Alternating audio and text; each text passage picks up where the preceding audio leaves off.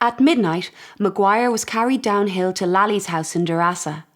Some Cltme men had to get back home, and they went round by the lake to the Neil. Seamus Burke, a Cltme man wounded in the thigh, was helped to cross the mountains to Cltme, where mounted on a horse he made his escape. That night, windows were broken in Feeney's, Bernard Joyce's and Newton's in Ballinrobe. In Tourmakeady, the reprisals were more vigorous, with the burning of an empty house near Drumbawn Gate, the Co-op store and TJ O'Toole's shop in Capaduff. Houses were also burnt at Cross and in Doch. At dawn on May the 4th, the local men came to carry Maguire away, but he was too weak. Maguire has written, "I had never taken spirits before, but that morning I was given a double egg flip mixed with whiskey and it did me a power of good. I left the house and I moved towards the end of the gable, rounding it, and there came a puff of wind. My legs buckled. I could travel no further." With the morning light, British troops emerged from barracks. Extra reinforcements had been called up and full resources, from field kitchens to aeroplanes, were mobilised. Houses were searched and people questioned. On the mountains above Shra, Michael O'Brien's body was recovered, as were a number of guns, including arms belonging to Sergeant Regan.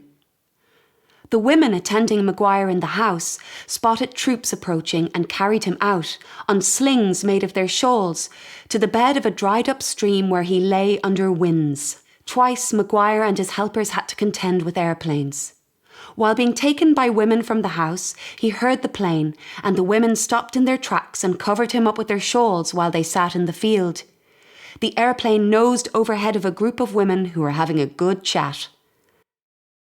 On the second occasion, Tom Lally of Shra placed Maguire under a hedge and ran zigzag through a field until the plane flew off.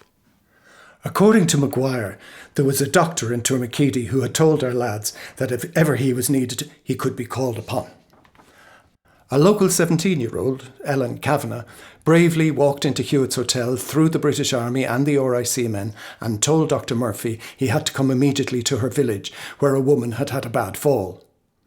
On arriving in Towna and meeting Margaret Donoghue of Cummanlaman, Dr. Murphy realised what was expected of him. Donoghue brought Murphy to Maguire, and Maguire has said, "Murphy rummaged around the house picking up a few scalps of wood, some bits of wool and a clean flour bag, and he improvised the necessary splints and bandages." On Friday, May the 6th, Tom Lally got in touch with the Ballyglass Company through Michael Moynihan sending a message, and so some men made their way with the stretcher to the house. Next day, Maguire was moved by car to O'Toole's in Clogher and then to Rostaig, where he was attended by Dr. Boyle from Ball, Nurse Connolly and his sister Margaret. Both the West Mayo and the Westport flying columns moved to the Partry Mountains, only to hear of the flying column men's escape. For 4 days, the British combed the mountains on either side of the Mam Valley and across to Loch Nafui, supported by aeroplanes.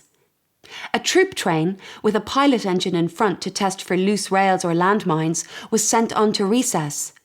On the troops' way back, the 12 pins were investigated on foot. Following the ambush at Tourmakeady, the RIC posts of Derry Park and Kinneary were closed. Ibbotson was decorated for his heroism on the day. Maguire was selected as a candidate for the general election in May 1921, while he was lying wounded out on the hillside. He was to go on to play a leading role in the Civil War and the Republican movement.